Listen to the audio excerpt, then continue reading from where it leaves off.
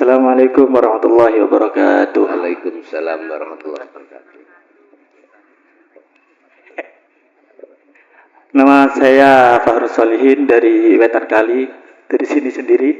Yang kami tanyakan bagaimana tanggapan semisal ada orang dia mengatakan bahwasannya ketika melakukan kebenaran dia dari Allah, kebenaran dia lakukan itu dari Allah. Ketika melakukan kejelekan juga dikembalikan kepada Allah. Karena wallahu ala kulli syai'in qadir katanya. Walillahi ma fis samawati wa ma fil ardh katanya. Bagaimana tanggapan kita ketika mau menanggapi orang sedemikian? Terus yang kedua, bagaimana ketika kita harus menanggapi orang yang soalnya di sekitar sini banyak orang-orang yang dia tasawufnya mungkin dia terlalu ilmu tasawufnya terlalu tinggi, akan tetapi syariatnya dia melupakannya, termasuk masih hukuk terhadap orang tua semisal Masih hukukul walidain. Oh Iya, semisal bagaimana kita harus menanggapi orang sedemikian, atau syariatnya dia tinggalkan, tapi tinggi tasawufnya gitu. Sekian, terima kasih. Oke. Assalamualaikum warahmatullahi wabarakatuh. Waalaikumsalam warahmatullahi wabarakatuh.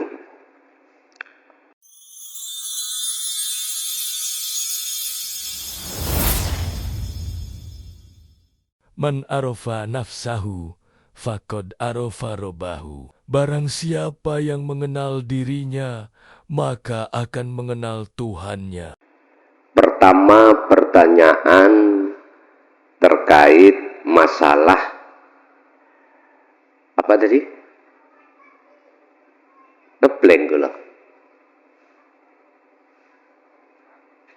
Orang yang syariatnya ditinggalkan, lalu dia tasawufnya tinggi. Kejelekan dia melakukan kejelekan dikembalikan kepada Allah. Gini. Sampai catat, siapapun kita, kalau belum masuk ardil humul atau kefanaan, itu nggak sah mengatakan baik ini dari Allah, jelek ini dari Allah. Mohon maaf, seseorang tatkala ruhaniyahnya belum masuk di dalam kefanaan atau tajalli, orang itu tidak sah di mata Allah, bukan di mata manusia. Tidak sah di mata Allah mengatakan bahwasanya baik dan jelek itu datangnya dari Allah. Mesti dia katakan baik dari Allah, jelek dari nafsunya sendiri. Berarti kan ada dua, Pak. Ada dua. Lah, bagaimana kita memandang? Itu tadi kan pelakunya, ya dah. Sekarang kita memandang sama. Kalau kita sudah masuk di dalam alam fana, berarti kan tajalli. Maka jelas sah bagi jenengan apapun yang jenengan pandang, apakah secara fisik mereka melakukan baik ataupun jelek dipandang manusia. Muncul kata-kata baik dan jelek itu kan miturut pandangan manusia. Lah, jenengan berhubung sudah dalam kefanaan atau tajalli, maka siapa sesungguhnya yang melakukan? Allah toh. Kalau Allah yang melakukan, masa sih Allah jelek? Nyun sewu, Allah menyesatkan hambanya, itu Allah melakukan kejelekan, betul? Allah membunuh hambanya, Allah melakukan kejelekan enggak? Boten. Bagi hati yang sudah masuk di dalam golongan ahli syuhud, apa yang terjadi pada manusia lain itu ya, jenengan mandangnya itu mesti yang tampak, yang nyata adalah ilahun wahid. Kalau sudah masuk ilahun wahid, inilah yang dimaksud ilmu yang menjadi hidayah petunjuk di dalam hati jenengan atas kebenaran yang sebenar-benarnya. Dan ini tidak bisa dibantah, Pak. Jenengan bantah dengan ilmu hujah lain apapun nggak bisa. Karena apa? Dalam hati jenengan, keimanan yang sudah ihsan seperti ini, kebenaran dari Allah itu nggak bisa dibantah dengan apapun. Karena yang melakukan itu hanya Allah. Tapi kalau kita itu belum masuk kefanaan, maka nggak bisa, Pak, mengatakan itu jelek datangnya dari Allah. Mesti masih mengkaitkan tentang nafsu. Masih ada nyatanya nafsu. Innahu lakum aduwwum mubin. Ini, Pak. Satu. Nomor dua, bagaimana tanggapan kita melihat seseorang tasawufnya tinggi, dia itu tinggalkan hukum syariat. Pak nyun sewu, di dalam makalah kitab hikam itu sistem menuju dan bertemu Allah itu ada dua. Ada yang sistem wasilun dari bawah ke atas, ada yang majedubun dari atas jatuh ke bawah. Yang muaranya itu hanya ke ilahun wahid. Mohon maaf, sistem wasilun itu sistem di mana sesuai dengan ayat wabtaghi fima ataqallah darul akhirah, mengutamakan urusan akhirat, tapi urusan dunia tidak tinggalkan. Artinya apa? Hukum-hukum apa yang ada di dalam syariat dia jadikan sebagai kendaraan untuk mewujudkan hakikat. Wujudnya hakikat yaitu makrifat, yaitu bertemu Allah. Jenengan dari rumah kendaraannya ada yang mobil, ada yang sepeda. Thoriqohnya jalannya aspalan atau daratan. Hakikat tujuan jenengan ngaji. Sudah sampai di sini, itu wujud nyata nih hakikat disebut makrifat, berarti sudah bertemu. Lah, kalau jenengan memakai sistem wasilun, maka kendaraan itu diparkir. Kalau sudah di tempat sini, bisa ke Pak jenengan? Bisa. Jalan tadi diparkir. Nanti kalau pulang lagi dipakai kembali. Karena apa? Karena wasilun jenengan. Beda dengan majedubun, Pak. Majedubun itu tinggalkan sudah selain Allah secara totalitas, baik secara ruhaniyah ataupun secara jasmaniah. Bojone ditinggal, anaknya ditinggal, urusan dunia mewah tadi ditinggal. Tapi kalau ada yang ngaku-ngaku, aku majedubun, tapi bojone diotik wong kok muring-muring, berarti epok pura-pura, kura-kura dalam tempurung. Ngoten. Kalau memang sistem majedubun orangnya jadab, ya itu Pak, udah diotik apapun, udah nggak berkomentar. Terus kita pilih yang mana? Ya terserah jenengan. lewat surat Al-Baqarah 256 Rasulullah diberikan ketetapan oleh Allah tentang hal ini. La ikraha fiddin qad tabayyana rusdu minal ghayy. Muhammad, tidak ada paksaan.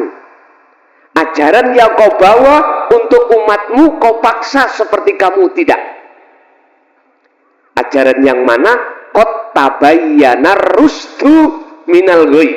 Ajaran yang meninggalkan hati bersukaria terhadap kesenangan dunia untuk menuju pada Allah.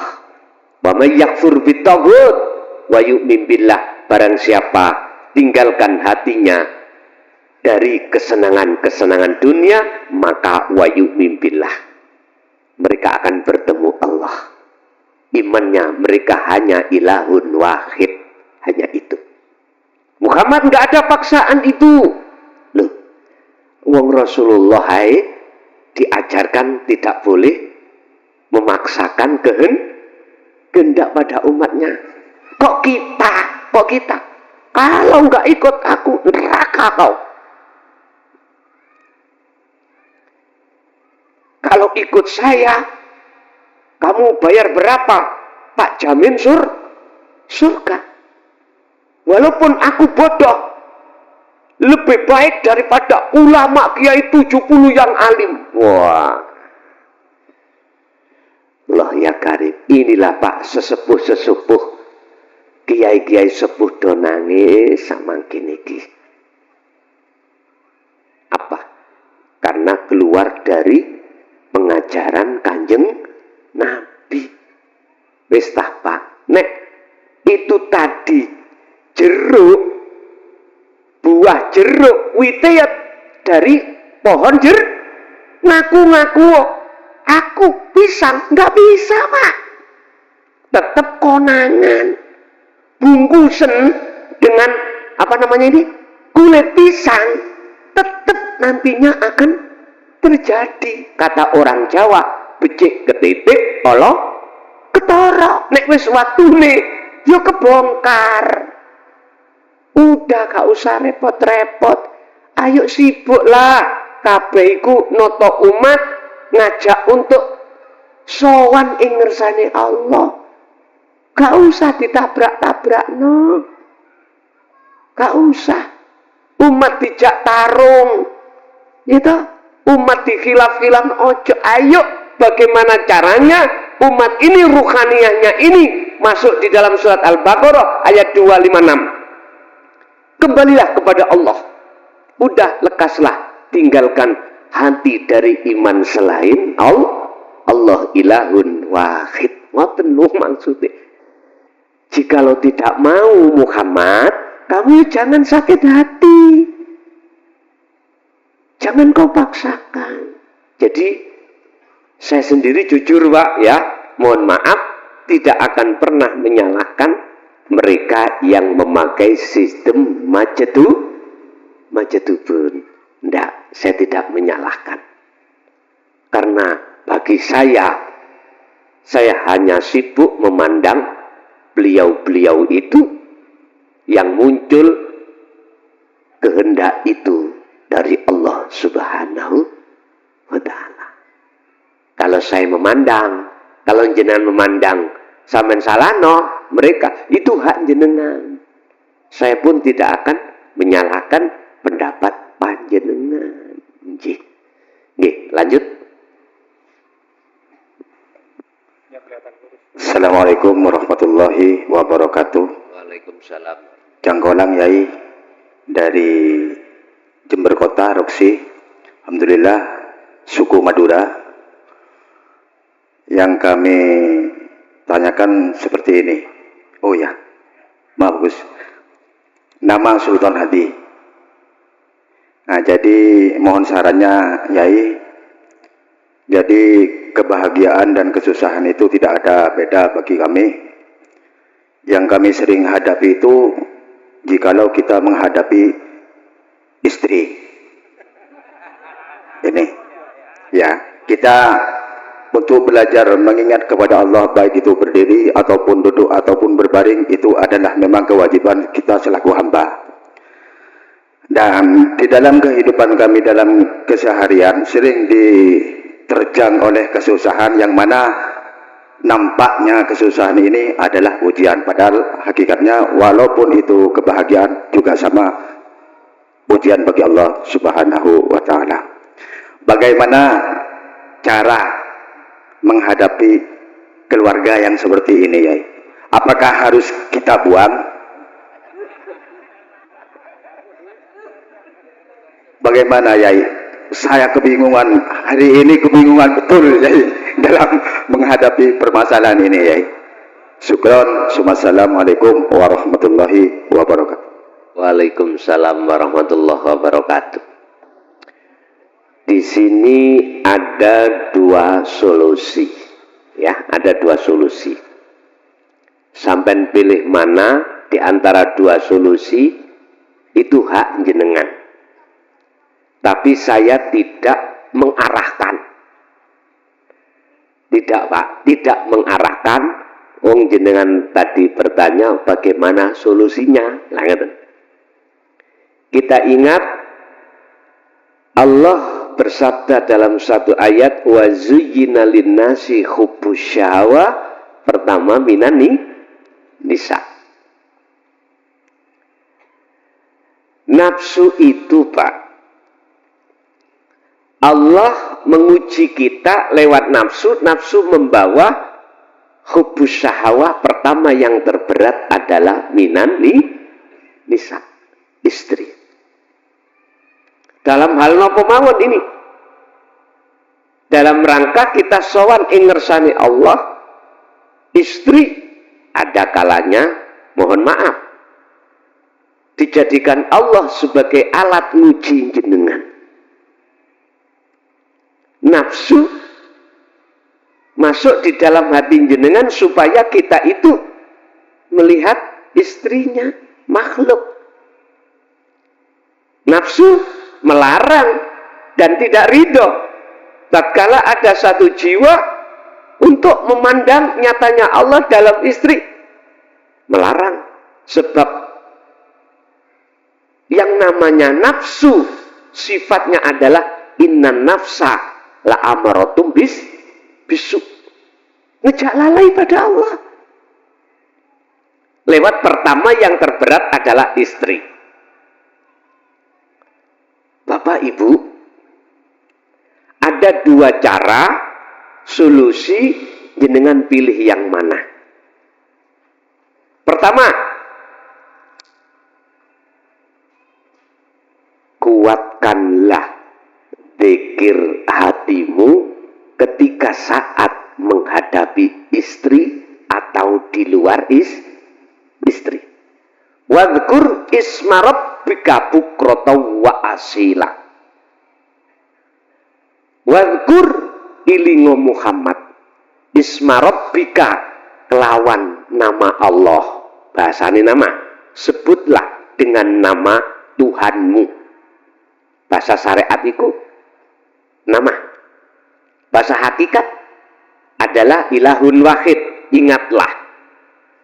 Bukrata wa asila, dalam ayat ini pagi sampai sore jenengan ini terus hati disuruh untuk berzikir. Artinya eling, sadar. Munculnya penolakan, munculnya apapun dalam istri itu semata-mata dari Allah. Satu, kita maklumi kalau istri masih menolak atau membantah dengan ajaran tauhid ini, atau dia keluar dari fatwa-fatwa kita. Kita suruh ke utara, lah kok malah ke selatan. Oke. Pertama, maklumi.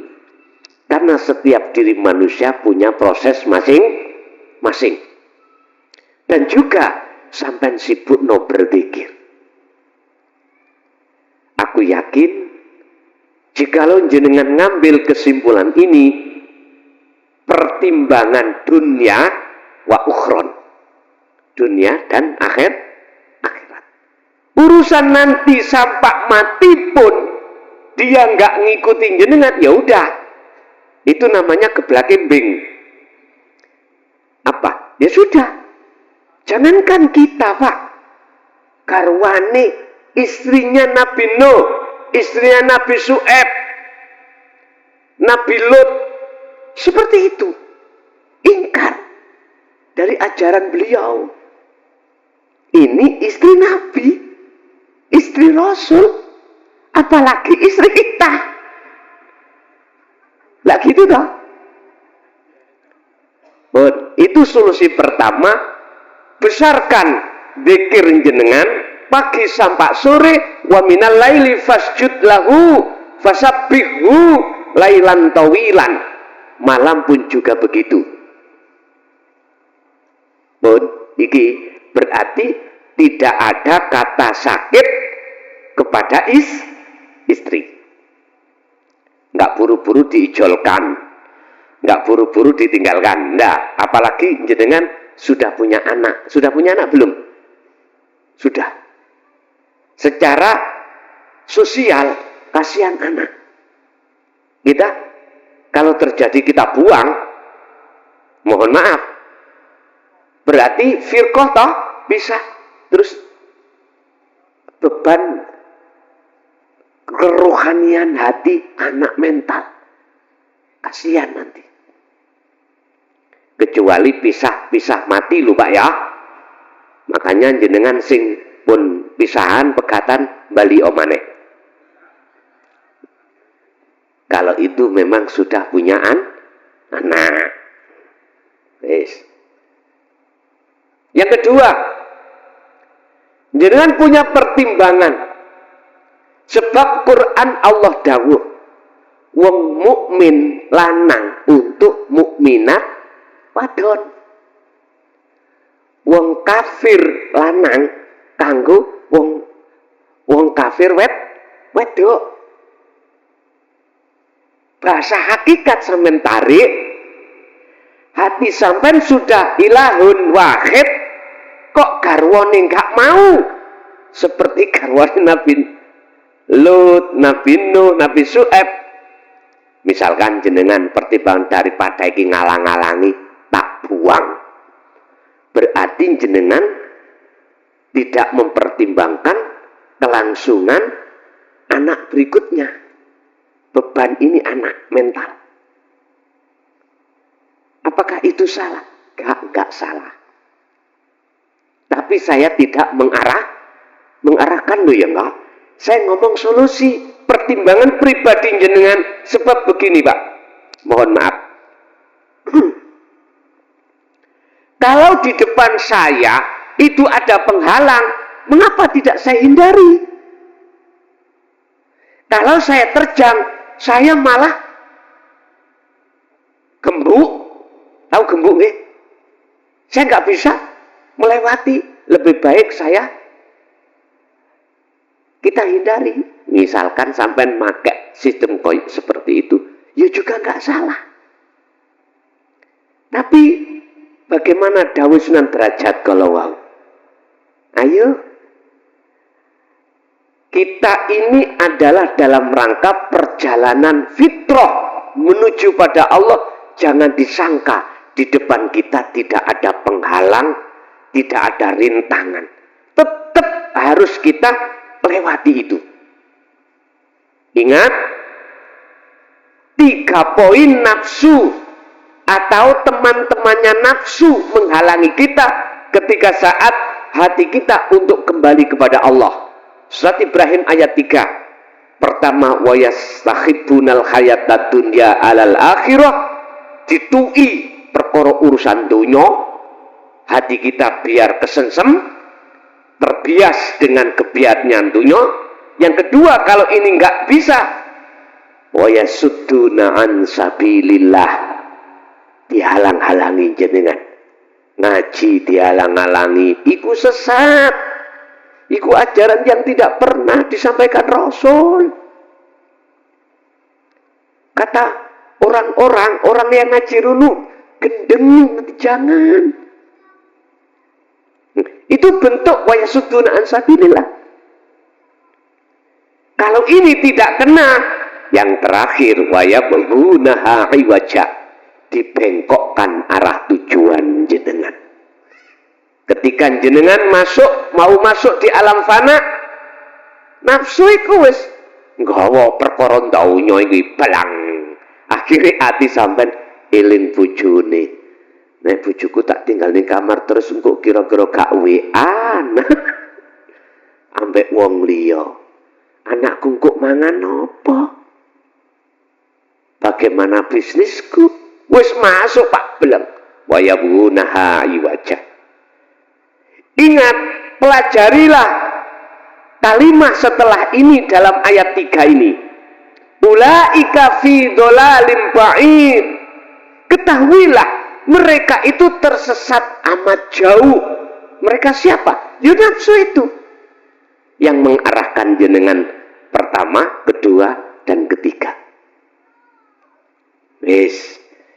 Jadi dua solusi itu jenengan pilih pundi, pilih yang mana, itu hak prerogatif Anda. Kami tidak akan menyalahkan bila mana jenengan memilih yang kedua. Tapi resikonya nanti secara sosial terhadap anak itu akan beban mental. Nyun sewu, umpama jenengan nikah maneh yang lain, secara syariat anak itu memanggil ibunya ibu tiri.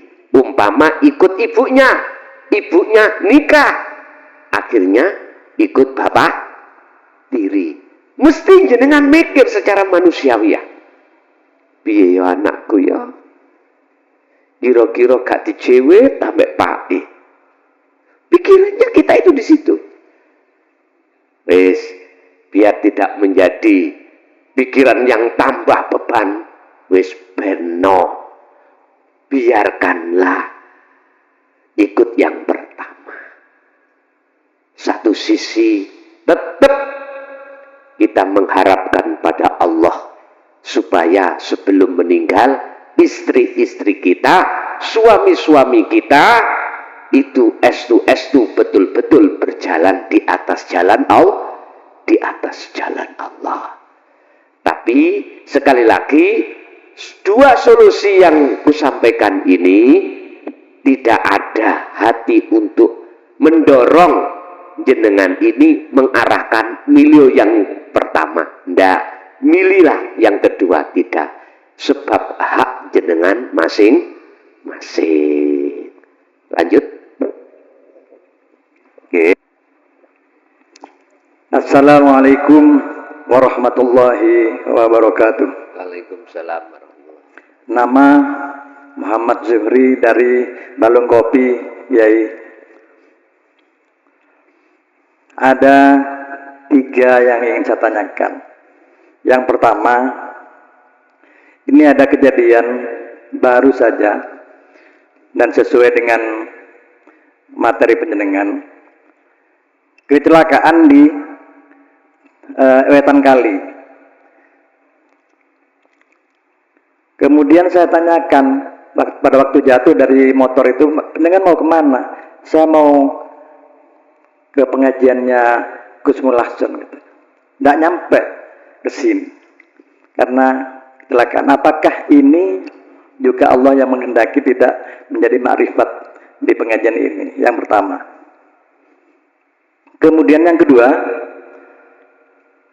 saya telah di bayat kemarin di Mojokerto, Kiai melakukan kholwat.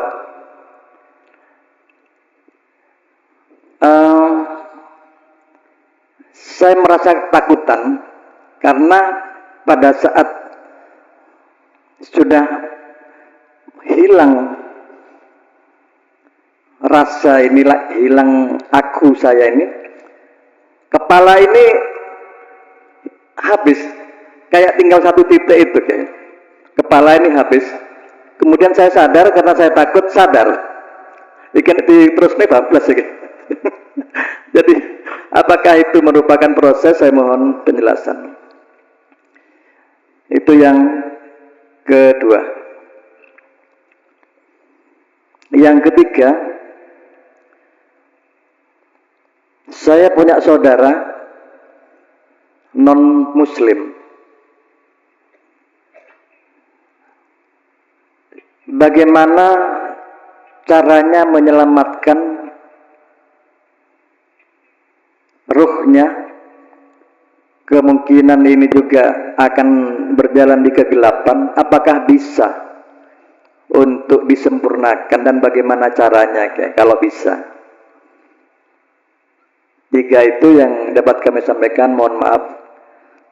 Akhirul kalam. Assalamualaikum warahmatullahi wabarakatuh.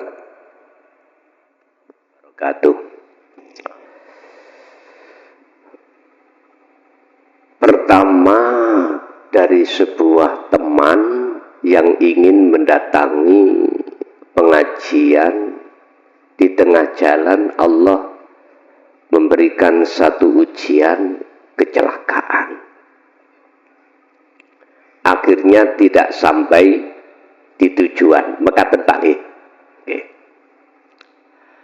Apakah itu Allah menunda atas kemakrifatan terhadap Allah, ataukah itu ada hal yang lain? Bapak Ibu, sebelum kami bicara terkait makrifat pada Allah, itu ada dulu. Pertama, kita itu makrifat ilmu. Makrifat ilmu ini bentuknya adalah kefahaman dari semua apa ilmu tasawuf yang disampaikan untuk menuju dan bertemu Allah. Ini makrifat ilmu. Setelah makrifat ilmu kita dapatkan berupa faham, muncullah dari satu keimanan yang mendekati keihsan.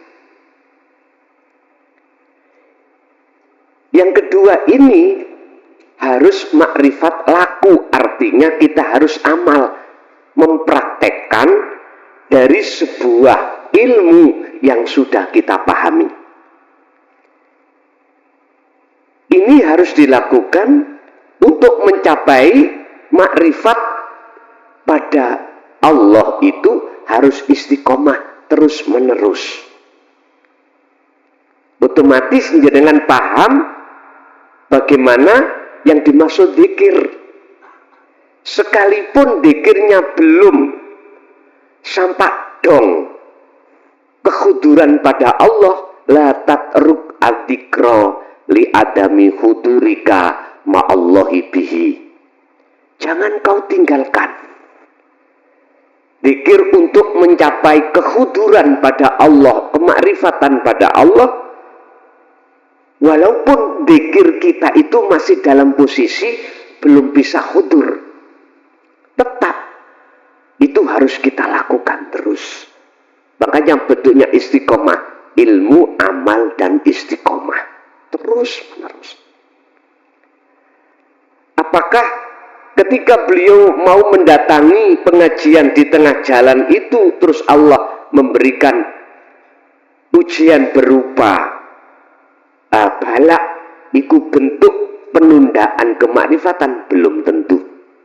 Kalau yang dikatakan makrifat pada Allah itu intinya kalau sudah paham tentang zikir sirul asrar, ya sudah. Kalau pertanyaan tadi makrifat ilmu, nggih. Tapi kalau yang dimaksud makrifat datang Allah, belum tentu. Sebab in asobathum musibah qalu inna lillahi wa inna ilaihi rajiun. Artinya bisa jadi ketika saat musibah itu datang, dia bisa kembali kepada Allah. Artinya memandang semua itu datangnya dari Allah. Jadi kalau kemakrifatan pada Allah ditunda belum tentu.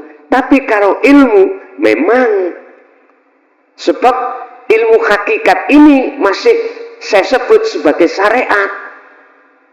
Saya katakan syariat sebab belum ke zona musyahadah. Sekalipun ini ilmu membahas tentang keahad, ini masih kelebu ilmu syariat. Makanya ada makalah, jikalau kau berhakikat menuju makrifat tanpa ilmu syariat, gak sah. Bener. Jenengan misalnya khalwat, zikir tanpa ngerti ngelmune zikir, ora iso, tidak bisa. Bukan yang dimaksud ilmu syariat itu ilmu tentang yang ada di muhadharah atau mukasyafah, Pak. Enggak. Yang dimaksud ilmu syariat adalah ilmu yang mengarahkan dan mendidik hati jenengan untuk masuk ke musyahadah. Ini pun ilmu disebut ilmu syariat. Walaupun namanya ilmu hakikat, tapi tetap iki syariat. Dikatakan syariat itu masih di luar ahad. Sejatinya ahad. Walaupun ilmu untuk menuju ke ahad ini masih disebut syariat. Jadi bisa jadi Pak beliau itu kembali kepada Allah, memandang di dalam musibah tadi. Tergantung beliaunya. Pun satu. Yang nomor dua adalah ketika jenengan khalwat itu ada rasa ketakutan ketika saat Allah menarik ruhaniyah jenengan di dalam alam fana. Terus jenengan ini dengan adanya rasa takut akhirnya memaksakan diri untuk kembali. Apakah ini perlu dilakukan? Bahasa saya wajib. Jikalau jenengan estu ingin untuk menjadikan Allah Al-Ahad itu sebagai kekasih jenengan, wajib. Allah dawuh, aku akan menjadikan kau sebagai kekasihku manakala kau itu mengikuti kekasihku. Siapa? Muhammad. Ajarannya. Nah, ajaran Rasulullah ini mendidik kita untuk belajar melepaskan kekasih hati kita yang tadinya yang berbentuk samawati wal ardi. Ini ajaran Rasulullah, melepaskan cinta yang sudah kadung masuk selain ilahun wahid di hati kita. Yuhibbukumullah. Iku Ali Imran ayat 31. Jikalau kau betul-betul ikut aku, kata Rasulullah, yuhibbukumullah, maka kau akan diterima cintamu pada Allah, disebabkan kau telah melepaskan cinta ruhaniyahmu terhadap selain Allah. Caranya gitu tadi, khalwat tadi. Terus bagaimana kesalahan saya selama ini berpuluh tahun, hatiku itu menjadikan selain Allah sebagai penolong. Wa yaghfir lakum dzunubakum. Allah dawuh, diampuni Pak kesalahan sebesar apapun dosa sampean. Sebab Allah itu Maha pengampun. Ini manakala jenengan masih belum game over, belum menjelang kematian. Makanya di depan tadi saya katakan, sudahlah Pak, yang di luar khilaf apapun, gegeran apapun, biarlah. Mudah-mudahan beliau-beliau itu sadar. Kita sibukkan aja hati kita untuk kembali kepada Allah. Berarti terus membangun nilai zikir, nilai khalwat kita setiap saat dan waktu. Dengan begitu, jenengan tidak mudah keseret dengan gelombang-gelombang yang ada di luar. Wis satu. Nomor dua, saya punya saudara non-muslim. bagaimana cara menyelamatkannya. Nyun sewu Pak, non muslim menurut pandangan saya ada dua. Ada non muslim secara dohir, ada non muslim secara batin. Kalau hanya non muslim secara dohir, terus batinnya itu muslim loh ya, maka apa mungkin orang yang tidak buta kita tuntun? Mungkinkah? Tidak. Yang perlu dituntun adalah orang buta, supaya dia itu olehnya berjalan ila siratim mustaqim, itu tidak keliru terhadap jurang. Ini perlu. Kalau yang jenengan tanyakan beliaunya itu hanya non muslim secara dohir, artinya batin iki muslim. Amin, lihatlah dalam surat Az-Zumar 54 ya. Wa anibu ila rabbikum wa aslimu lahu. Aslim niku pasrah. Islam ya dari arah salama yusallimu dan seterusnya. Intinya pasrah. Agama yang pasrah. Ini ruhaniyah kalau beliau pasrah pada ilahun wahid. Pandangan hakikat gak perlu ditolong. Karena ini sudah otomatis yang menolong adalah Allah. Yang Allah ilahun wahid. Bahasa mereka Allah atau selain Allah. Tapi kalau yang non muslim ini ruhaniyah, lah ini Pak yang perlu kita tolong. Pundi sih tengeri alamat kalau ruhaniyah kita non muslim. Ini jangan dicampur dengan kacamata syariat loh ya. Kacamata syariat itu melihat fisik Pak. KTP Islam, sholat iya, zakat nggak pernah ditinggalkan, puasa nggak pernah punya utang, haji tiap tahun. Pandangan menungso secara syariat dia muslim. Lah mereka yang tidak masuk secara jasmani di sini berarti non muslim. Pandangan sekarang pandangan Allah. Kacamata hakikat bagaimana? Ruhaniyah berarti yang dipandang. Sudahkah kita ini wajah tu wajah? Ataukah kita masih mandangnya wajah tu itu samawati wal ardh? Sebelum surat Al-An'am ayat 79 ini Pak, itu mengkisahkan ceritanya Nabi Ibrahim. Ketika sebelum menemukan wajhiyah, beliau itu sejarahnya melihat matahari mengatakan Tuhan. Ketika matahari tenggelam, oh bukan, wong Tuhan itu kekal kok, ya.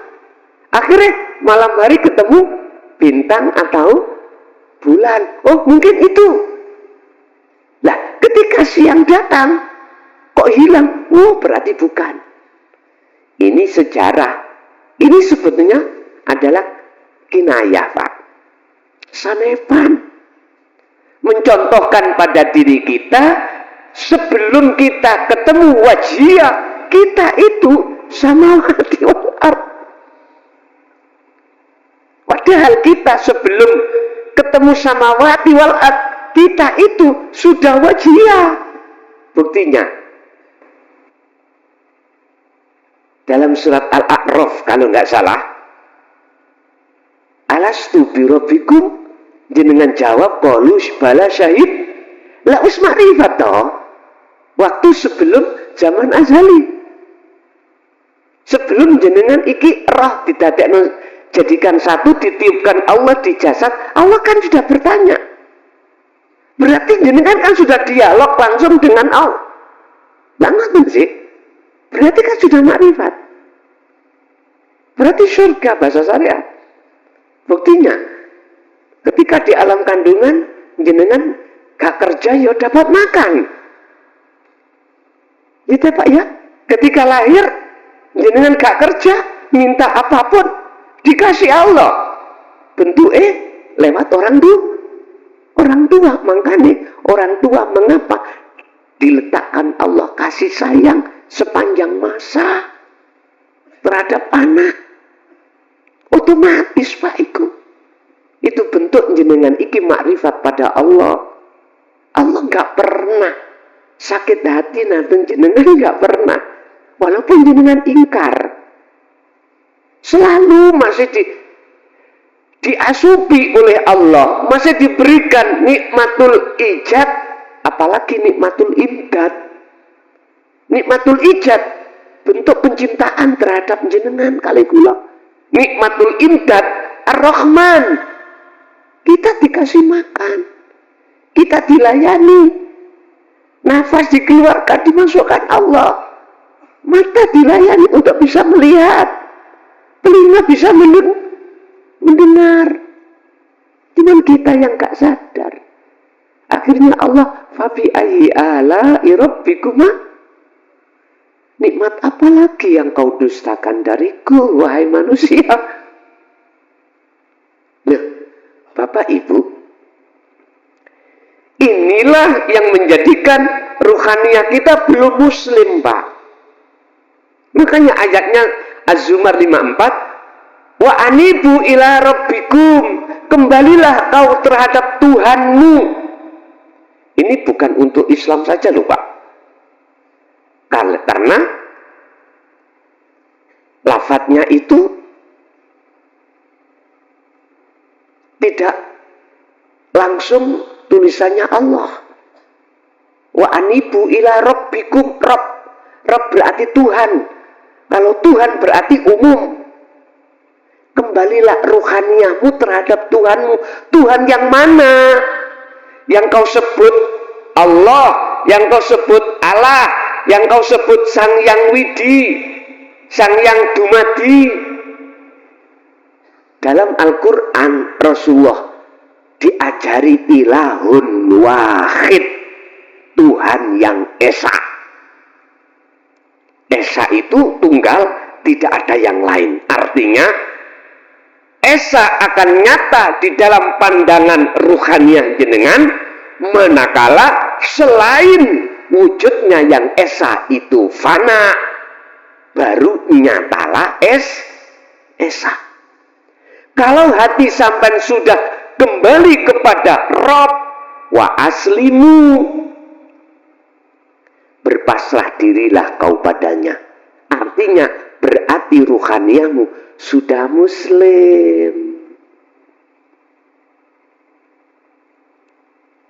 Sudah muslim. Berarti muslim itu pandangan dua. Pandangan manusia juga pandangan Allah. Tinggal Anda milih di antara mana. Apakah kedua-duanya, apakah salah satu di antara dua. Terserah jenengan. Cuman pertanyaannya tadi adalah bagaimana saudara kita yang non-muslim sudah meninggal, cara menolong. Jikalau ini non-muslim secara ruhaniyah, maka saya melihat di dalam Al-Quran Nabi Ibrahim yo rahiso, Nabi Muhammad terhadap pamannya juga nggak bisa secara syariat. Itu sudah benar. Ini yang bisa menolong hanya satu, ilahun wahid, Tuhan yang esa. Cuman asbabun nuzul, Allah memberikan rahmat terhadap satu hamba itu apa? Nyun sewu, saya berdasarkan hujah hadis Rasulullah yang versinya sahih Bukhari Muslim, ketika anak putu Adam meninggal, maka terputuslah semua urusan kecuali 3 perkara. Salah satu di antaranya ada anak soleh yang selalu mendoakan orang tua. Anak soleh yang dimaksud di sini adalah anak yang sudah mencapai tingkatan makrifat. Ruhanianya sudah muslim. Orang yang sudah makrifat di situ berarti orangnya sudah fana. Tanggal nggih? Berarti si nolong siapa, Pak? Allah. Wis. Bahasa lafadznya awaladun soleh. Awaladun anak. Ini saya luaskan, anak bisa jadi tetangga. Bisa jadi kerabat. Bisa jadi orang lain. Makanya saudara-saudara saya di Nahdlatul Ulama, nopo, mengapa kalau tahlilan kirim donga itu tidak hanya 2 orang tetangga kiri kanan aja, enggak. Kadang 1 RT. Itu sebetulnya barangkali ada wali Gusti Allah yang Allah tutupi di mata manusia. Inilah maksud awaladun soleh. Di sini. Kalau secara lafdiyah awaladun anak kita. Ya tak? Tapi kalau secara maknawiyah saya terjemahkan siapapun itu. Walaupun secara fisik beda agama. Muslim atau non-muslim. Kalau jenengan sudah sampai muslim ruhaniah jenengan, inilah sebab mengapa Allah meletakkan rahmatnya.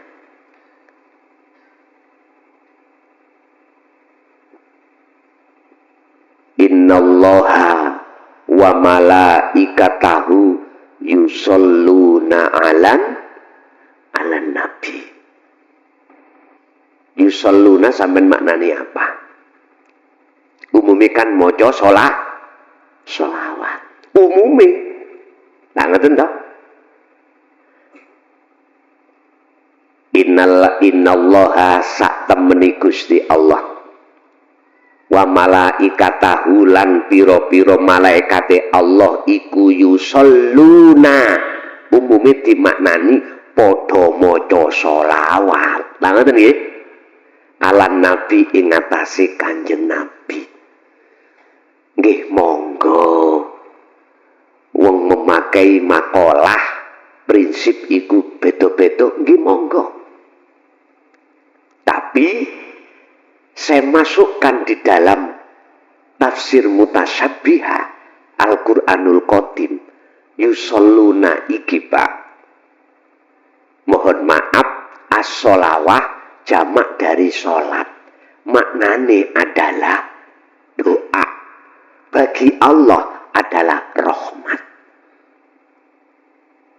Bagi Allah adalah rahmat. Allah memberikan rahmat terhadap Kanjeng Nabi Muhammad, ya tak? Untuk seluruh umat. Malaikatnya juga begitu. Bentuknya apa? Dipilihnya Muhammad ibnu Abdillah sebagai utusan untuk menyampaikan bil huda wa dinil haq. Malaikatnya yang membawa wahyu untuk menyampaikan beliau itu dalam pandangan hakikat. Nek pandangan syariat banyak yang mengartikan sesungguhnya Allah bersolawat dan malaikat juga terhadap Kanjeng Nabi. Nggih monggo. Saya tidak menyalahkan.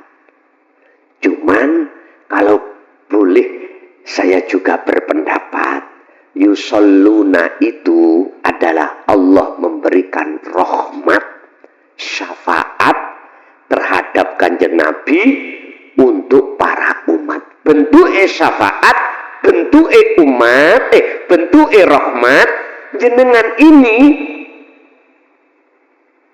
didongno hati bisa menerima dinut tauhid. Dengan begitu jenengan didongkan, ngerti didongkan ya? Difahamkan bagaimana caranya untuk memfanakan diri. Akhirnya sampailah pada ilahun wahid. Dalile Al-Baqarah 257 Allahu waliyul ladzina amanu yukhrijuhum minadz zulumati ilan nur. Utawi Allah iku waliyun jikalau kau jadikan sebagai penolongmu, sebagai imanmu yang benar, ilahun wahid, maka Allah akan mengeluarkan kau dari zona hati yang gelap menuju zona hati yang terang bener. Artinya terang benerang hati sampean ketika saat ibadah murni atau tidak murni, antara ruh dengan hidup itu ada sambungan, maklik, akhirnya muncul ingkang agawe, ingkang melakukan, yang memperjalankan, semuanya adalah agunya Allah. Tes, ini kisah kalau maksud nur, cahaya atau hati yang sudah tidak mengenal gelap atau kematian. Jadi bisa jadi Allah menghendaki ahli adab tadi menjadi ahli rahmat secara proses karena ada yang menolong. Siapa yang menolong? Tidak ada lain kecuali ilahun wahid. Prosesnya dikarenakan secara syar'i punya anak yang mendoakan pada orang tua. Tapi niki jangan dimasukkan di syariat. Nek sampai kembalikan kepada syariat, nggak bisa Pak, nggak ada yang bisa menolong. Manusia dengan manusia lain tidak bisa yang menolong. Tadi kan di dalam hadis awaladun solihun, anak toh ya. Coba kita padukan dengan satu ayat surat Al-Qasas. Ya, surat Al-Qasas Allah dawuh ngeten. Innaka sak temeni sira Muhammad iku la tahdi, ora bisa aweh petunjuk, ora bisa aweh pertolongan sira Muhammad man terhadap orang ing wong ahbabta kang wong iku kok tresnani Muhammad. Muhammad, sesungguhnya kau tidak bisa menolong, tidak bisa memberikan petunjuk terhadap orang sekalipun orang yang kau cintai, anak istri beliau atau duriyah beliau atau sahabat beliau, gak bisa. Niki Quran tuh ya. Lah terus siapa yang memberikan pertolongan? Siapa yang memberikan syafaat? Siapa yang memberikan rahmat? Sampeyan teruskan ayatnya. Walakinnallaha yahdi may yasha. Akan tetapi yang bisa memberikan petunjuk, yang bisa memberikan pertolongan hanyalah Allah terhadap hamba yang dikehendaki. Memang Pak, koyoke prosesi Allah ngelewatno Kanjeng Nabi Muhammad dateng panjenengan. Nah, koyoke, tapi asli nih sedaya semua itu datangnya hanya dari Allah. Wis, paham nggak paham? Sak kersa jenengan. Nggak paham nggih monggo ngunjuk kopi. Dahar niku monggo, gak usah dipeksa-peksa. Mengke mawon nanti aja kalau mau tidur dingen-ngen. Gue udah ketemu. Oh bener, omongan arek gendeng mang. Ngoten mawon. Lah apa bingung-bingung jenengan, nggih? Jadi jikalau memang begitu pandangan manusia, mestinya itu ahli adab, kok nyatanya itu ahli rahmat. Siapa yang bisa memprotes Allah? Nggak ada tak? Jadi jangan dipandang dari si kacamata manusia, kacamata syariat, jangan Pak. Lihatlah juga dari pandangan kacamata Allah. Kacamata Allah itu mandang rohaninya, sudah muslim apa belum? Itu aja. Makanya mengapa dalam surah Al-Baqarah 208, Allah, kita sudah iman kok ya disuruh mlebu Islam. Mestinya habis Islam, lah iman toh Pak? Mengapa harus Islam lagi? Ada apa? Ya ayyuhalladzina amanu, wahai orang yang beriman, udhulu dom lebuwa sira kabeh fisilmi ing dalem agama Islam kafah hali sampurna. Wala tatapi ulan aja padha manut sira kabeh khutuwati syaitan ing langkah lakune nafsu dalam hatimu. Sebab innahu sak temene setan nafsu lakum kedue sira kabeh iku aduwun mungsuh mubinun kang nyoto. Wahai orang yang beriman, masuklah kau di dalam Islam dengan sempurna. Artinya kita itu belum sampai ihsan Pak, seiman toh. Kita itu belum sampai ke makrifat. Sampaikan kesempurnaan Islam itu ke makrifat atau ke ihsan. Itu loh maksudnya ayat. Sebab jenengan itu di situ ada warning Allah. Wala tatabi'u khutuwati syaitan. Jangan kau ikuti nafsumu. Bagaimana kita bisa menolak nafsu kita, Pak? Wong kita tidak kenal, nggak pernah ketemu nafsu dalam diri kita. Ya nggak tahu lah. Dibujuki bendawino. Orang ngerti. Padahal itu musuh yang nyoto. Mestinya kita akan bisa menang perang melawan nafsu manakala kita tahu siapa musuh kita. Oh, itu musuh kita nafsu. Kalau sudah tahu ya sudah, baru jenengan perangi. Kalau jenengan merangi nggak tahu nafsu dalam diri kita, kita kalah terus Pak. Sholat ya nuruti nafsu, zakat nuruti nafsu, poso haji ya nuruti nafsu. Apalagi yang lainnya. Pundi si nafsu iku wujude. Bila mana dalam hati kita masih ada rasa iman, keakuan kita sebagai makhluk yang melakukan, itulah nafsu. Sampai kapan ini? Hatta zurtumul maqabir. Sampai mati. Oleh sebab itu, lumpuhkan, kalahkan, perangilah nafsu ini dalam dirimu, sehingga ketika kau beribadah itu tidak ada kepentingan nafsu, semata-mata ini karena Allah. Oke. Masih ada? Cukup? Niki BAT wonten pundi, Pak? Oh, wonten niku. Oke. Pun Bapak Ibu hadirin jamaah rahimakumullah. Mulai awal keterangan ilmu tentang masalah kerohanian, ilmu tasawuf itu hak datangnya dari Allah. Yang Allah membimbing kita semuanya, baik dari ilmu maupun laku. Estu kami mengharapkan kepada Allah, mudah-mudahan ini jadi ilmu yang bermanfaat, ilmu yang jadi berkah terhadap kehidupan kita di dunia dan keluarga kita ila yaumiddin. Lahumul Fatihah.